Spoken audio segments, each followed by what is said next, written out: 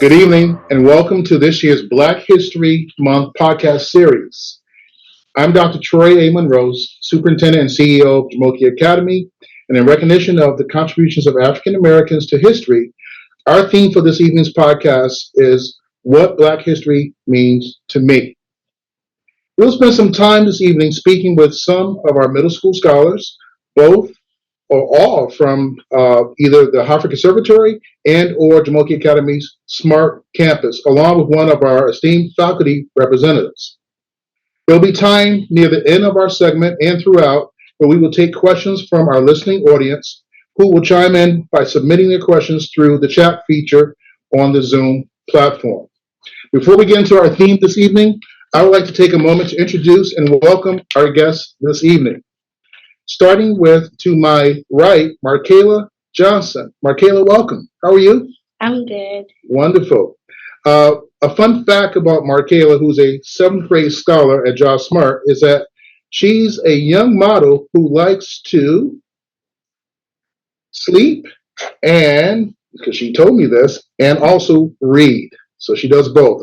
She probably reads first and then goes to sleep. So welcome. That's a fun fact about Markayla.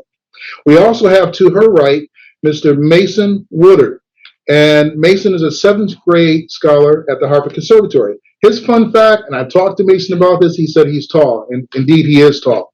He's a little taller than I am. So Mason, welcome. Hello, nice to be here. Good to see you. I'm glad to have you here this evening. Our next scholar to my left is Blair Farquharson Williams. Fun fact about Blair is that she is a tap dancer. That's a really good fun fact. We got to see you demonstrate. We won't see it tonight, but we want to see it at a future date. But she's also a 7th grade scholar at the Hartford Conservatory. Welcome, Blair. Hi. Last but not least, we have our faculty representative, Dr. Tara Harris. She is a school social worker here at Jamoke Academy, and her fun fact is that she has a pet pig that lives inside her home. She's smiling. Makes me happy, Dr. Monroe. We're going to leave it there. Welcome. I'm glad Good that to you're be here. here. Thank you very much. So we want to get into a series of questions this evening to address what Black history means to each one of you. And so I have a series of questions that are designed to get there. But ultimately, I am going to ask you that question at some point. What does Black history mean to each one of you?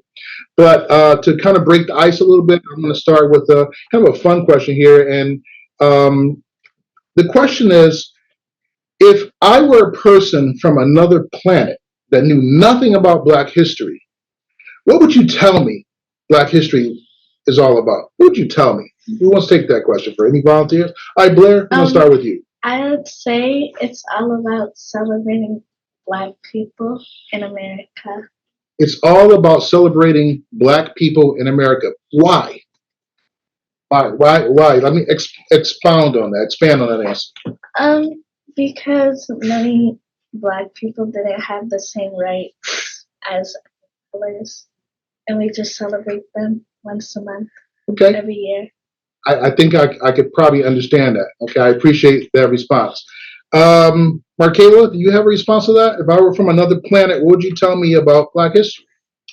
If you were from another planet, I would tell you that Black history is every February each year, and we celebrate Black people for what they did in the past. Because of them now, we actually have equal rights, and everybody are equal, and we can all be together, and there is no discrimination or racism. Wow. Thank you for that.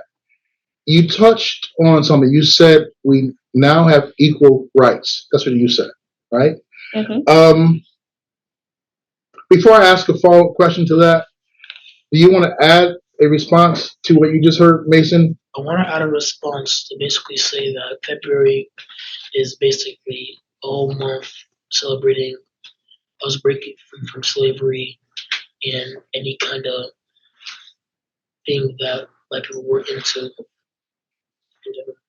Okay, so you said it's a time where we're celebrating breaking free from slavery, and just celebrating being free. Okay, right? If I heard you correctly. Markela brought up something, and she made a point of talking about there being we're having equity now, right? Everything's equal. Mhm. I'm going to have Dr. Harris take us down that road. Equity, everything's equal. Do you have a comment to that? Is everything equal, in your opinion?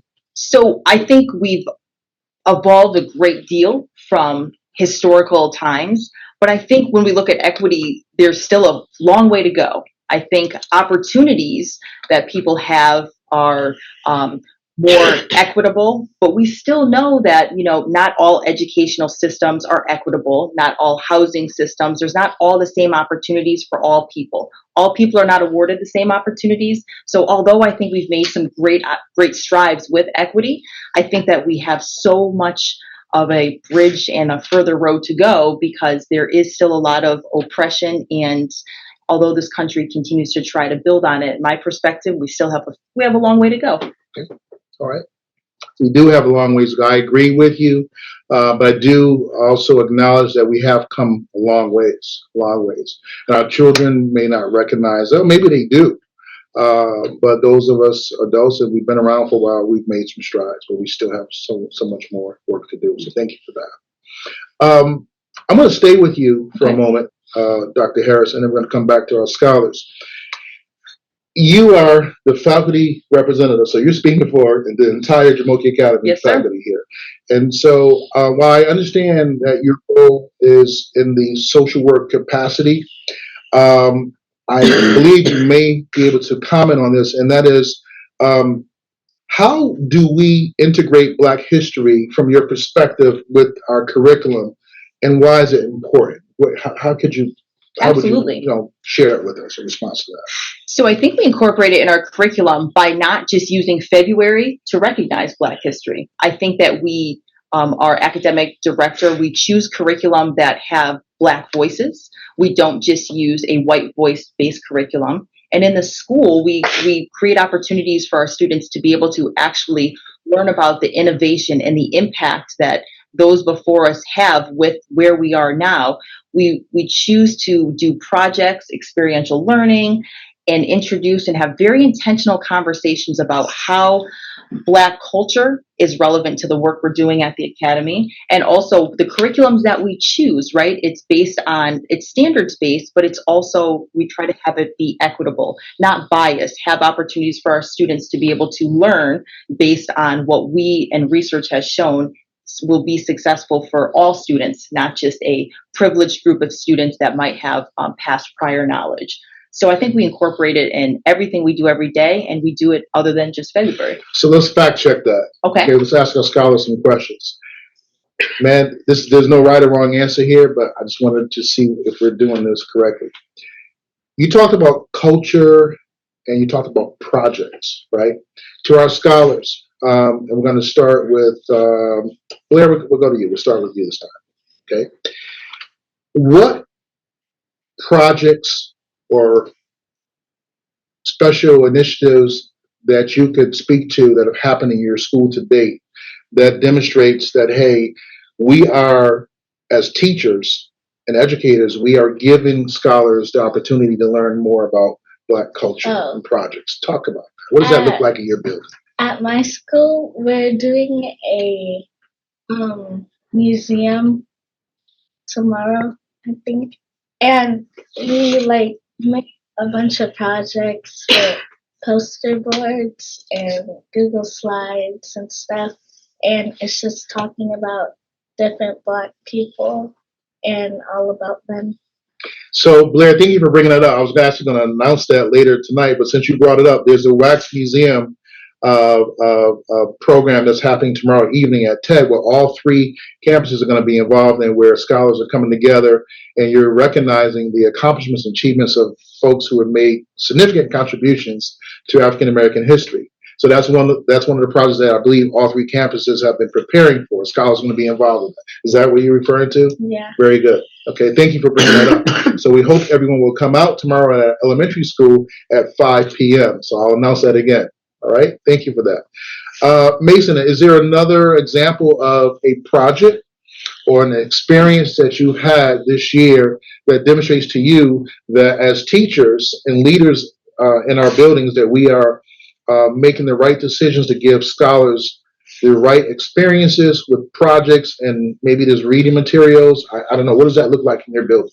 It looks like in my building or Jamoki in general is that we do art, band, and whatever to present Black history and celebrating the fact how Black people evolve from the old standards to the new standards today.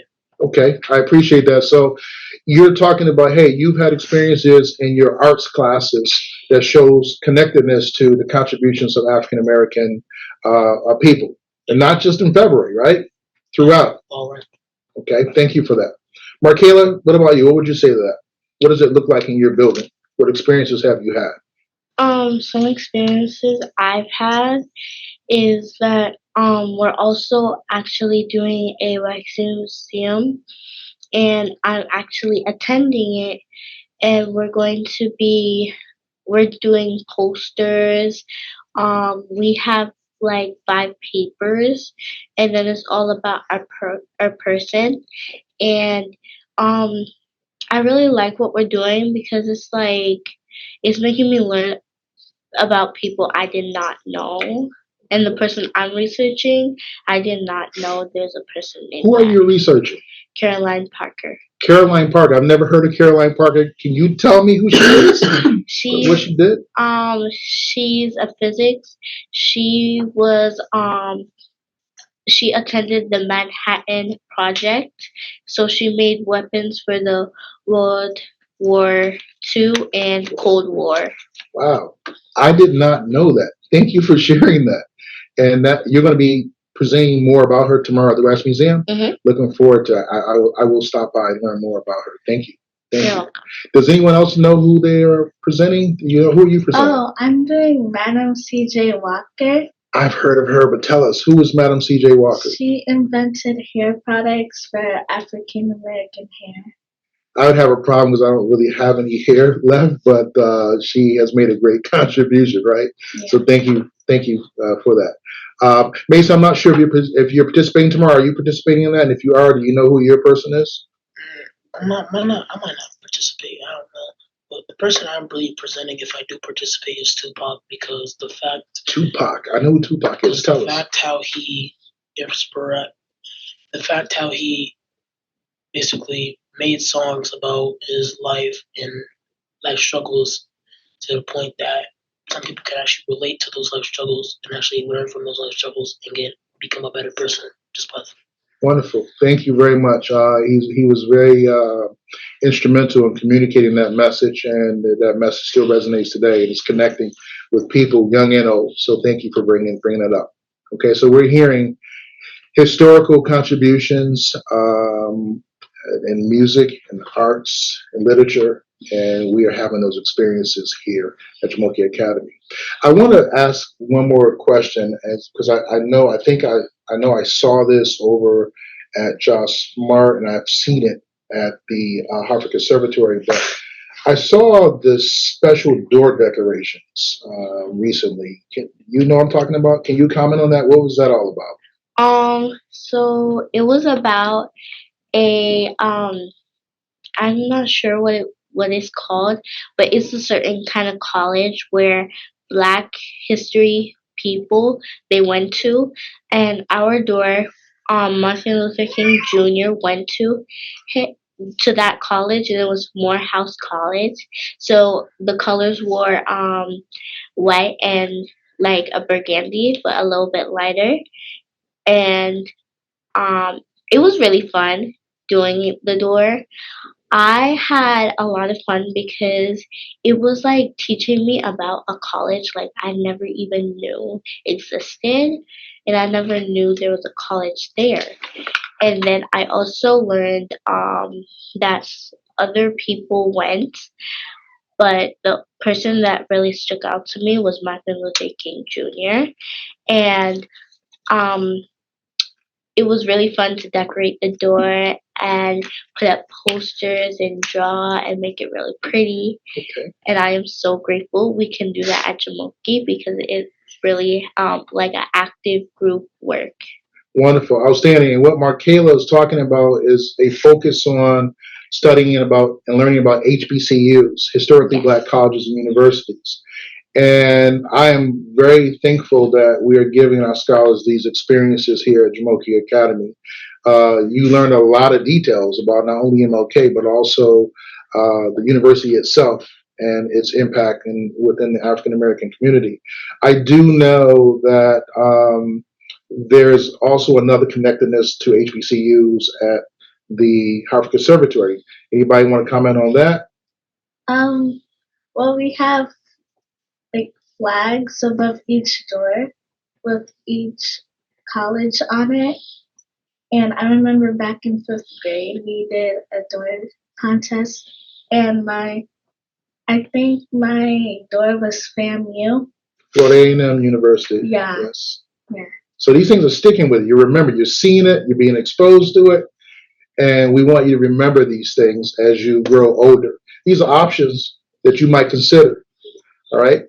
I'm a little partial to Hampton University. That's my alma mater. That's the university I went to. And I heard they did not win the door decorating contest. So I'm a little bothered by that, but that's all right. Maybe next year, right? All right. Dr. Harris, I want you to comment. Yes, I do. I know you want to tag in. You're like, please, please, please tag me. I'm tagging you in because I think you want to speak a little further about the significance of HBCU culture within our schools. So please. Absolutely. So, one of the unique things that the Academy lets us have is the opportunity to bring in students that are in college to come and support our students. So we have a social work intern right now who represents Howard University School of Social Work. So we're able to have somebody who comes in and is, can share their experiences and really hype up the HBCU. And we also have, for the longest time, introduced, it's not about just going to high school. It's what's the next step. So what do you need? Because we are at the opportunity to be a choice high school of what path do we need to take to get to an HBCU. So we start talking about this really early. We start talking about what am I going to do that might get me to this place? And just to expose schools and say, hey, our scholars can actually go to these schools. They may never have heard of them. Maybe no one that they know have heard of them, and then giving parents the opportunity to learn that, we have opportunities available through a high school path of where they can be successful and actually make a real run at a 4-year program at a HBCU. So our high school transition program gives us that kind of prep right in 5th grade. We start talking about high schools, and we know that high schools is a gateway to get ourselves right to college and hopefully HBCUs with a lot of excitement. And as Blair was saying, we have banners all over the place, and we'll name homerooms and just really learn that HBCU for years. So it's kind of attached to groups' homerooms for 4 years while they're in the school. Yeah, and our HBCUs, again, I think we have a responsibility as educators to make sure that these are, again, viable options that our children know about and that they learn about. And obviously, as we heard tonight, it's sticking with them. They're learning about it. And so it is my hope that, our children, our scholars will consider one of them. I mean, there are thousands of great schools, but we should not sleep on the value and impact of an HBCU. They've had so much value and impact on our culture, on our leaders, people that have come before us. Okay, so don't sleep on that. Thank you for that. I want to go back to our scholars, and Mason, I'm coming to you with this question. Okay, how do you think schools can better celebrate and acknowledge Black history beyond just the month of February? We know at the Academy we do celebratory experiences throughout the year, but maybe you might have a thought about that. Can we do it better? And if so, how do we do it better? What should we focus on? Well, if we're talking about different schools, I would suggest them not just having colored kids or black kids speaking out only on February. I was suggesting having the black kids or colored kids speaking out all around the globe, all around months. Okay. So far, I only been in HC for a good 1 year. So I don't know much about it, but I'm looking forward to knowing more about it. Okay, so that's fair enough. So don't keep it just don't keep the experience and the discussion just specific to a particular month in time. But and you've not been here long enough, and you said that, but and we acknowledge, but you have seen evidence of our doing a little better in that area and keeping this discussion alive beyond the month of February. But we can do a better job at that. I appreciate that. Markayla, same question to you. How do you think schools can better celebrate and or acknowledge Black History Month beyond the month of February? Um, they could they could talk to us about it and make us feel more welcome, but also they could like other schools, they don't have to like what I'm saying is I they should be bringing black kids together but not trying to make the others feel just because we're different from them. We should feel that we're welcome to be together with different colors instead of us just feeling with the black kids and then the others over there. We should feel together and like warm and So we should have more purposeful and be more intentional about including everyone, making everyone feel that hey, we are part of a collective whole, right? If, for lack of a better way of putting it. That's what I'm hearing you say. I appreciate that. Very, very thoughtful response. Blair, you ever thought about that? How do you think schools can better celebrate and acknowledge Black history beyond the month of February? I was gonna say, since we have advisory now, we could instead of just talking about feelings and emotions, we could start talking about other stuff like Black history. So utilizing some of these special classes that we have on our schedule, like advisory, and sometimes advisory we have these canned discussions or themes or things that we want to focus on, that some of the adults have gotten together and we talked about, or our social workers have gotten together, our leadership, our principals, and say, hey, this is what our scholars need. No, you're saying, hey, we need more of this, right? Maybe utilizing scholar voice, right? Having you come to the table to be a part of helping the adults plan for what those discussions should and could be about, right? Shaking her head. I think Dr. Harris is going to take that back. We're all going to take that back. So we got to listen to you. Thank you for reminding us of scholar voice and how important that is. Okay. All right. Let's see. Dr. Harris, I'm coming back to you now. Sometimes in dealing with Black history or African American history, there are gaps and biases, right? In traditional history textbooks, or just there are gaps and biases that come into just teaching Black history. What are your thoughts on that? How do you think we address these gaps, or have you been in a situation where you've seen these gaps and biases addressed? How do we do that? Of course. So this goes back to how Jamoke picks their curriculum, because historically the white voice has often been represented in textbooks, and when history is described and the way in which Black history is described, it's often from a white voice. It doesn't include accurate or the full story and the full picture.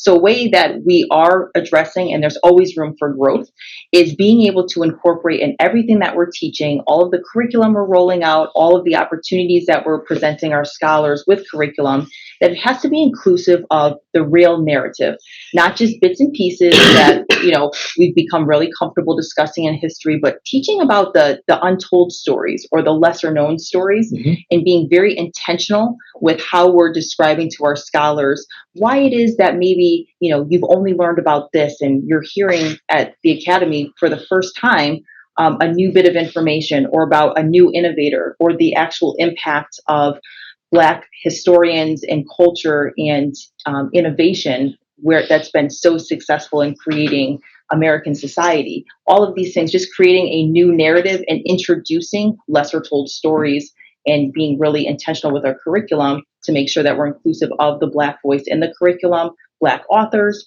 Black voice, and just creating, creating our own narrative to be accurate information and not just maybe historically inaccurate information with the biases that don't include really important facts and details that need to be surfaced. I think one of the key things that you said there for me is just being intentional, right? Mhm. And a part of being intentional is not only having the conversation, but not being afraid to have those conversations. I don't think that's an issue for us here. I don't think so, but I could be wrong. But I think we have a culture here where we're pretty transparent. Folks are pretty comfortable and having that discourse, right? At least within the adult community. So I thank you for that. Okay. I have some additional questions here, but I'm also watching the chat, man. I think a lot of your classmates are on, they're firing off a lot of questions. And so I'm going to get to some of those in just a moment. And some of them, I don't know if you can answer them or not. And I'm going to try to skip around and see if there's some that you can answer. But it'd be interesting to see what your responses are to some of these. As a matter of fact, let me look at one of these questions now. Someone asked a question here, and I was going to wait to do some of these at the end, but there's some great questions coming in. Someone has asked, I think, it says, does society treat all people equally? So they want to go back to that equity question. I want to start with our scholars. Do you think society really treats all people equally, like society, like maybe in your community where you live, or just the community that our state? You know, what have been your experiences there? Who feels that yes, our society does treat us equally? So I'm not seeing one hand go up, and no one is saying yes, I'm treated equally. Another question. Question.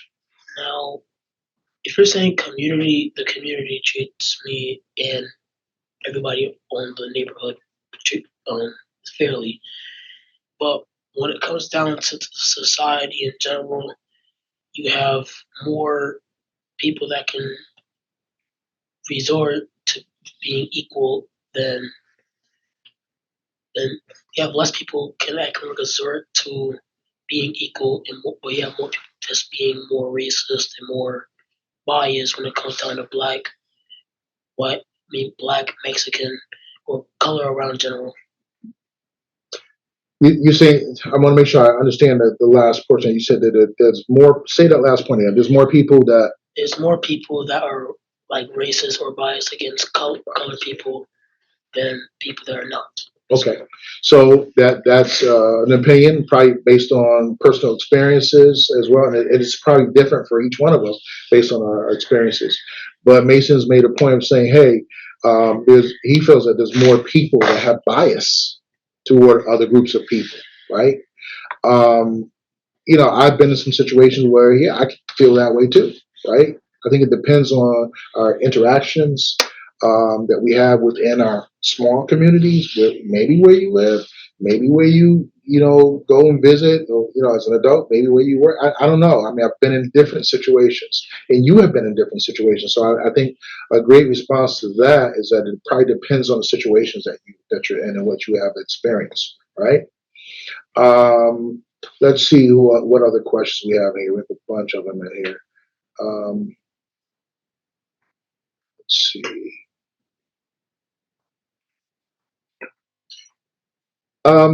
There's a question here that says, who do you think, what individual do you think that we can credit, I'm going to paraphrase a little bit, that we can credit with paving the way for us to live, this person says, live the free life that we live today? That's an interesting question. Is there a person from Black history that you think we can credit with contributing to how we live today? Yeah, Mason? I only know a couple people that me and Blair mostly know about in school, which is Obama and Martin Luther King Jr. Okay, so former President Obama and MLK Jr. Okay, certainly very notable, respectable African American historians that have had significant contributions. Let's hear from Blair on that. What do you think? I was gonna say people like Harriet Tubman, like from like a long time ago, because without them starting anything, it will probably be in the same space we were. That's interesting because you have people who are historical figures that have started something, right? Whether it be they've agitated something, um, they may have caused a revolution. There's a guy by the name of John Lewis. I don't know if you ever heard of him. He's passed, but he's a former political leader who I think he coined the phrase "good trouble." They got stirring the pot to have to create good trouble, right? So without people creating good trouble and stirring the pot, we probably wouldn't be able to advance and move forward. So I think that's what you were picking up on when you referenced Harriet Tubman, right? Mm-hmm. Okay, what about you? I would say Martin Luther King Jr., Barack Obama, Harriet Tubman, and Rosa Parks and Ruby Bridges. A lot of people. Rosa Parks, Ruby Bridges. Who's Ruby Bridges? I'm curious. Do you know anything about her? Yes, Ruby Bridges. She was the first African American to attend a all-white school. Wow. I'm pretty impressed with your knowledge. Pretty impressed with your knowledge. And so, can you imagine being the first African American to attend a white school, all white school? Could you imagine yourself in that situation? If that was me in that situation, I would be really scared. I did not know how she actually went through that because I am a very shy person and I would not like it to be discriminated by other people just for being the first black person there.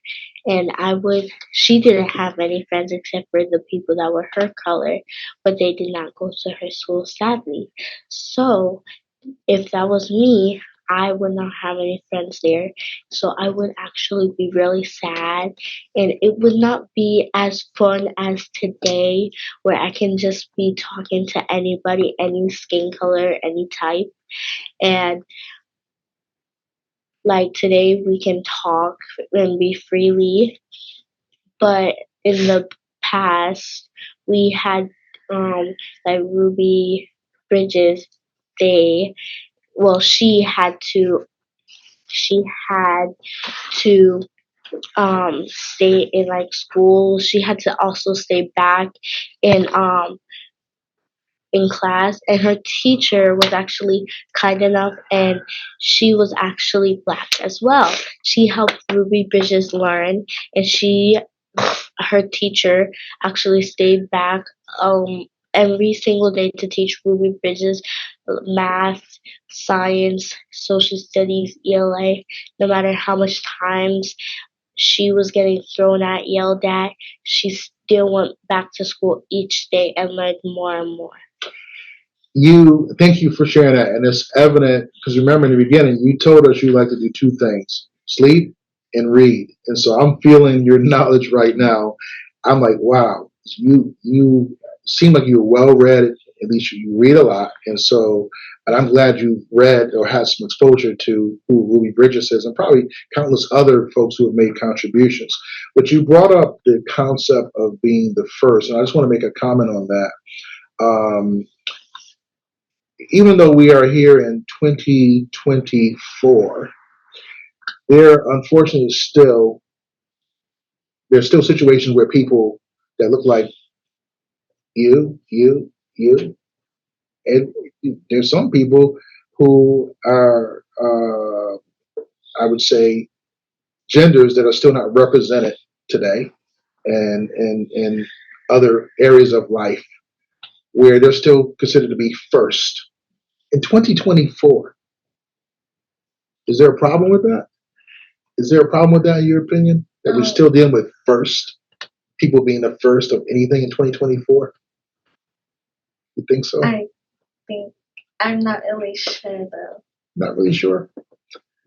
Should we? Well, so you talked about Harriet Tubman. We talked about all these historical people that paved the way, right? but we still, in 2024, people are still being the first to be represented in some sort of job, or maybe maybe a particular school or particular program in school. Instead of first people being considered for things, something to think about at least. Okay, but it also is something to hopefully encourage you all to look in other areas of life as you grow older, and maybe you're going to be the first at something. Okay, and hey, you just happen to be African American. Okay, and our young people here. Okay. All right. So let's go back to Dr. Harris. What resources or strategies do you find most effective when discussing topics related to Black history, uh, particularly to students of different ages and backgrounds? Yeah, so intentional conversations. That is the universal approach of your narrative and your story is not the same as the person sitting next to you, sitting across from you. So when working with students, we provide the opportunity for everyone to share their narrative, to talk about their story, their experience, how what they're experiencing impacts them, how they're coming into school, a good day, a bad day, a ambitious day, because everybody uniquely is going through life as an individual. So what we do for strategy is we don't group everyone and make the assumption that everyone's going to be successful in one area or one space. What we do is we find out everyone where they are. Like, are you in a good place today? Are you having a difficult time? Because we know that if as Mason was talking about his small community, things feel supportive. Well, if a scholar comes in and they say, I just was a victim of a police crime. My family was pulled over for nothing. We're intentional about stopping and having the conversations. We're not brushing over anything. When things happen in the news, when things happen in the media, we use those resources as educational tools to be able to say, has anybody heard or seen something really disturbing on the news? Black violence, police violence toward people of color. We have these conversations and we make it an intentional part of the curriculum that we're not going to ignore what's going on and put blinders on and say, oh, well, that's not happening, because it is happening. So it's really important for us to let our scholars know, Jamoki Academy is a safe place to discuss everything individually. So whatever's going on in an individual's life or the world as a whole, we're just going to discuss it, even if that takes us off curriculum for a little bit. We're going to take a first opportunity to do real world news and the impact, because it is impactful to the Black community, and it's very important for us to not just, again, not address it because it might be uncomfortable for some. It's not about the feelings that the adults or the educators have. It's about the feelings of the students. So it has to be intentional all across the board, all grades. So again, hearing the intentional word again, but you also have given us permission to go off the road, or go in a different direction from the traditional roadmap that we have as educators, as teachers, and go where the scholars and our students need to go, want to go, where they're trying to take us to have these conversations, right? Thank you for reminding us that it's okay to do that. Okay, thank you. Here's a question from the chat. How can you as a scholar contribute to Black history moving forward? How can you as a scholar contribute to moving Black history forward? So in other words, we want to know, how do you become history, but how are you going to move us forward? What do you want to do? What can you do?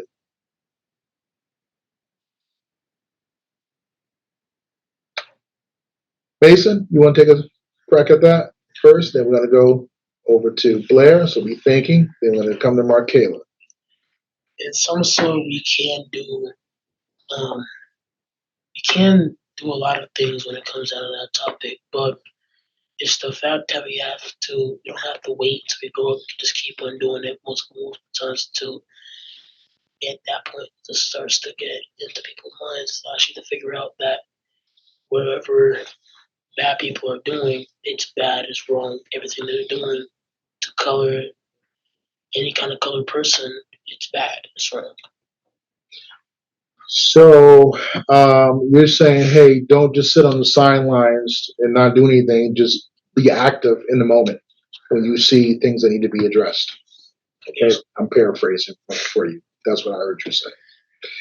Again, how can you as a scholar contribute to Black history moving forward? To come to Blair and come to Markela. Well, you could participate in school and outside of school and go to events based on Black history and stuff. I love that. Participate, participate, participate in school, out of school. Go to Black history events. Our towns have had them. Our communities have them. Your schools have them. You remind us we're having one tomorrow night, 5 p.m. Wax Museum at the elementary school campus, right? All 3 school campuses will be participating. Show up. I love that. Thank you. Markela? Um, I would say you shouldn't you shouldn't like if you know something's wrong, you shouldn't just sit there and just act like it's okay. You should stand up for yourself and stand up what you know is right, and then tell them that it's wrong. And like if it's something disrespectful or um rude or hurtful, and if it's dangerous as well, you should tell them. And then that could also like if we talk together and then we could make a solution. We could also, in while we're solving a problem, we could also bring a community together while talking about trying not to make this dangerous thing happen, but also come together as a community. Well said. Come together as a community. Well said. Thank you for that. The topic tonight, you can see it behind me on the screen again. What Black history means to me. That's the theme of the topic this evening, right? I'd be remiss if I didn't ask that question to each one of you, so I want you to be thinking about that, okay? Particularly our scholars, I want to hear a thoughtful response from you. So I want to make sure we get that question in tonight. But I am going to start with Dr. Harris. Okay? I'm going to ask you that question. Again, you are a faculty representative, but you also are speaking for yourself as well. What does Black history mean to you? I'm going to speak from the lens of me and not as an educator. For me, Black history means reflection, being able to take the time to say where people accomplished innovation, contributions to American culture, to American society, and all of the underlooked leaders and people that we've had in our past that haven't received the opportunity to be praised or acknowledged as Black contributors to American society, and try to learn more than just a few names, and educate myself constantly as a lifelong scholar, being able to just see in this reflection. I look at the field of social work specifically. There's a lot of white-bodied people who are acknowledged as being like grandfathered in and being like the innovators, but we really know it was women of color that created kind of the modern day social work, right? The helping people, going into homes, providing opportunities. So reflecting on people in my own field and people that, you know, whose names we might not know and who were real contributors. So just what contributions have happened with American society that we can absolutely thank our, you know, our everybody who was a part of Black history and contribute to Black culture and society as we know, that we don't acknowledge and say, oh, wait, it's because of you that American society is excelling or thriving in this area, making the connections from those from the past and where we are today. Thank you. Thank you. Thank you for that thoughtful response. Blair, what does Black history mean to you? To me, it means to feel represented wherever I go and not get judged by the color of my skin. I heard you say feel represented wherever you go and not be judged by the color of your skin. May I ask a follow-up question to that very quickly? When you talk about feel represented, what is that? What do you mean by that? What does that look like? Like, just not being mean to others and not being judged or uh like just having like a good energy around everybody, not just your own skin color. I do understand that, but I'm gonna give me a second. I'm coming to you guys. Let me just press you a little bit further on this. Represented to me when I hear you say that is that hey, when you look around, you want to see that hey, there are things that look like you, Oh, right? yes. That's what Yeah. right? Yeah. So is that what you really want to get to? All right, and so because you agree with that, are you represented at Jamoki Academy? Yeah. How are you represented? What do you mean? What does that look like? How do Well, you know? I'm able to participate in a lot of things, and a lot of people look like me there and stuff, Like what kind of people? Curious. like black people. Like black people. So you see fellow classmates and teachers and leaders and community members, right? I imagine there's things in your building that might represent you. Like what? Um, What do you see? What kind of artifacts are around? well, Are there pictures or oh books? yeah, there is pictures, there's paintings. Yeah. Okay, so you see that those things are important to you. Okay, very good. They're important to me as well. All right, thank you. All right, Markayla, what does Black History mean to you? I find that it means a lot to me because it helps me know about my past as a black person. It helps me understand what people had to go through to fight for civil rights and what we would have to go through if they didn't fight for our rights. It creates opportunities today that we wouldn't have if they didn't fight for what they believed in. I find that this month is for me and it helps the community that I belong to create a sense of belongingness. Martin Luther King Jr., Bessie Coleman, Rosa Parks, Harriet Tubman, and there's so many there's so many more people, but those are a few that helped throughout history. Thank you for that. Thank you, thank you, thank you. Mason, what does Black History mean to you? What history means to me is by, and my experience in general from school to school, I never really, the last school I really was to, which was in fifth grade, I never really had a black teacher really teaching. I only had mostly white people. I'm not saying there's nothing wrong with it, but it's just like, well, my history also means to me is by celebrating the fact how all of us evolved from different stages of life. And we're still evolving to this day, but we're getting closer and closer of achieving the goal of what is. Wonderful. So you tell me Black History is important to you, but you're also acknowledging the fact that hey, learning about other people's cultures and experiencing them, that's equally important to you as well, right? And I appreciate your thoughtfulness and being reflective on that as well.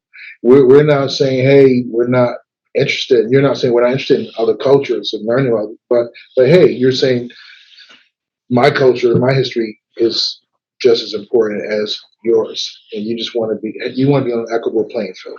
That's what I hear you say. Okay, well said. Um, we have just a few more minutes here. This is going pretty quickly. I told you to go quickly. Not quite done this because there's some great questions in the chat. I'm going in and out of what I have here as well as what I can see on the screen.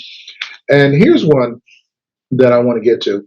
And the question is, what Black History Month activity would you all like to do that you have not done before? An activity that you would like to do that you have not done before. It could be really creative, really thoughtful. You ready? You ready to tap into that? Okay, Markayla's like, oh, me. Go ahead. Tell us. What is that activity? Because there's someone listening. They pose this question. I know who it is. And they may have some resources to help us out. At least I'm going to challenge them for that because I can see who it is. But go ahead. Well, some things like activities I would like to do. Say it loud so they can hear you.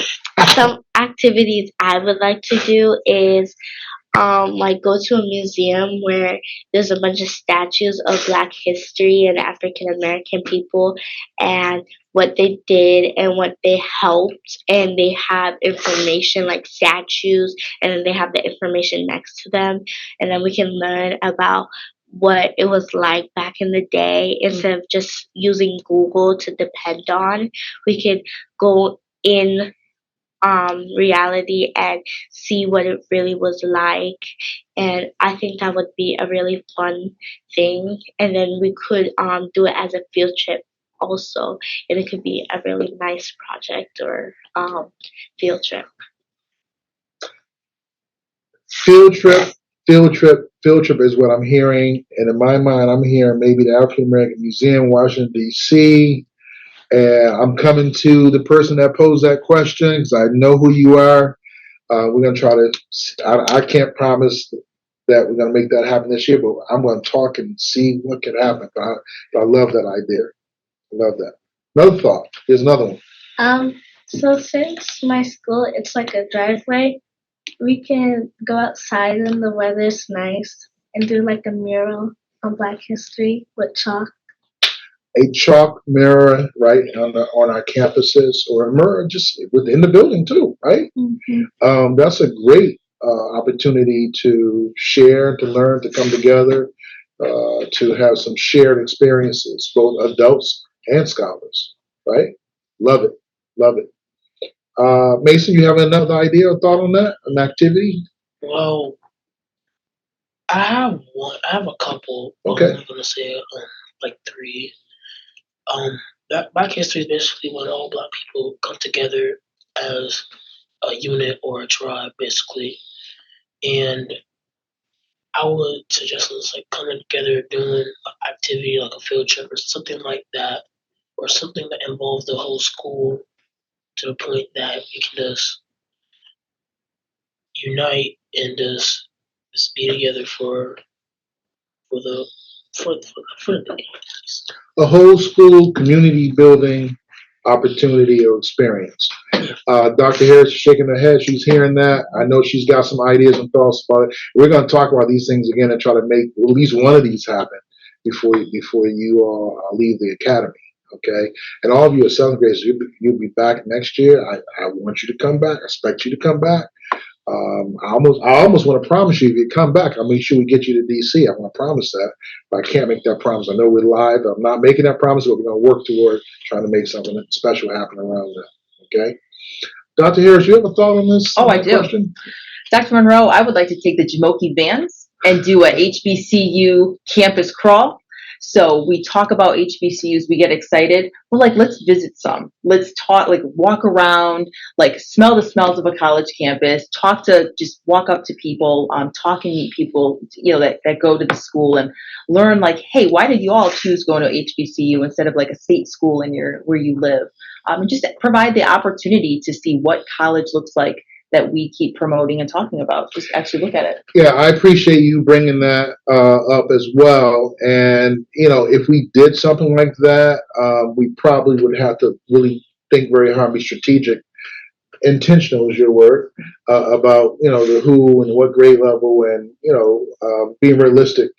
And I have some thoughts on that as well. I do know one of our summer programs we for the last 2 years, we've got this great partnership with one of the local universities here, and as a part of that 3 week summer experience, they have for the last couple of years done a piece on HBCUs. As a matter of fact, those brown placards that you see behind me, the students and scholars that participated in that program made those placards. And if you look at them, most of them are relevant to HBCUs. The kids made those, they studied and they made those placards as a part of their focus on those schools and are trying to expose. So time well spent, and I hear you loud and clear, and I hear our scholars loud and clear. All right, so we've got about 6 more minutes here. We're going to be wrapping up here soon. Here's a question here that says, what do you feel your role or responsibility is in keeping Black history alive? What is your role and responsibility? You're a scholar here. Yeah, what's your role? Just to participate more and talk about it more so it doesn't like fade away. Participate, talk about it more so it doesn't fade away, keep the discussion alive, maybe participate in programs like this, right? Excellent. Yes, Mason. Like, it's kind of the same thing like Blair, but I wanted to add on a little bit to it. We're just basically talking about Black history, not non-stop Black history, but we have to talk about Black history like one way or another, even if it's a little bit. We just gotta keep on pushing Black history to the limit. Keep pushing Black history to the limit. I like that. That may be a nice T-shirt. We may have to put that on some T-shirts and sell it, Mason. Keep pushing Black history to the limit. I like that. Thank you. Kayla, you have a thought on that? I agree with both of them. But I also think we could also do like activities, more projects in February, but not just February. Also, we could do more projects in the year about Black history. We can do projects about what happened in the past, how did they survive, what did they do, and stuff like that. Okay, wonderful. Thank you. Here's a great question here. Can you think of a book, a movie, or a song that celebrates Black culture or history, and what did you learn from it? Oh, man, go ahead. She's rapid fire. Go ahead. I also actually, my advisory teacher, the other day we actually did watch a movie and it was about Michelle Obama. And the movie was called Becoming. It was about almost 2 hours. We did not finish, but in the time we did watch, it was actually really interesting. It was about her life, and I learned that Michelle Obama, she really liked Obama, and the thing was she didn't want to fall in love too quickly because she didn't want because society was saying, "Oh, two black people together, perfect. Y'all could get married." And she didn't want everybody to think of that and say perfect. But she said that love is love, so she couldn't go by Wow. that. So you definitely took a message away from that. It's Becoming. That was the movie. Thank you for sharing that. Okay, and I'm glad you had an opportunity to experience that. Again, a book, a movie, or a song that celebrates Black culture or history, and what did you learn from it? We've got 3 minutes left. Yep. I don't know the name of the movie, but it was starring Martin Luther King and the Civil Rights Movement. And I basically learned from it is that if by ourselves, we're just alone by ourselves, we're not really powerful, but together we are. Together we are powerful. Alone we are not, but together we are powerful. Love that. I've heard that too, and that stuck with you. Thank you. Either one of you have a book, movie, or song that celebrates Black culture? You have one of the last words here. Either one of you want to touch that? You want to give it to Blair? Blair? I don't really like anything to say. Just that the videos that we watched during Black History Month and what they talk about on how people weren't equal at a time, but they learned to become equal a little more. So again, the whole evolution of pursuing equality is one of your big takeaways, and and I think that's a perfect antidote to kind of end up on. We have to keep pursuing, um, and in hopes of becoming equal and having equitable experiences. Right? Again, we said it earlier, we're not there yet. Great strides, still so far to go, and it's going to continue with folks like who was in this room this evening, young people such as yourselves, and adults, like Dr. Harris, myself, and the other the teachers and leaders, all of us working together to try to make it a better experience for everyone. For everyone. Okay. So that said, I want to take this opportunity to thank all of you for being here. I want to thank our IT department. The audience can't see them, but they're in the room with us. You guys have done an excellent job. We have so many folks that have worked behind the scenes to make this a reality, and so we will properly acknowledge them. Dr. Harris, thank you for being the faculty representative. Thank you for having me. Excellent job. Great to be here. And we look forward to getting all kinds of feedback for all of you and your participation. Okay. And I want to thank our audience as well for tuning in and asking questions. There are so many questions. I couldn't get to every question here. I tried to do the best that I could. I got 103 new messages on the screen. There's about 60 people that chimed in here, signed on tonight. But we do appreciate everyone participating. Until the next time, thank you and have a great evening.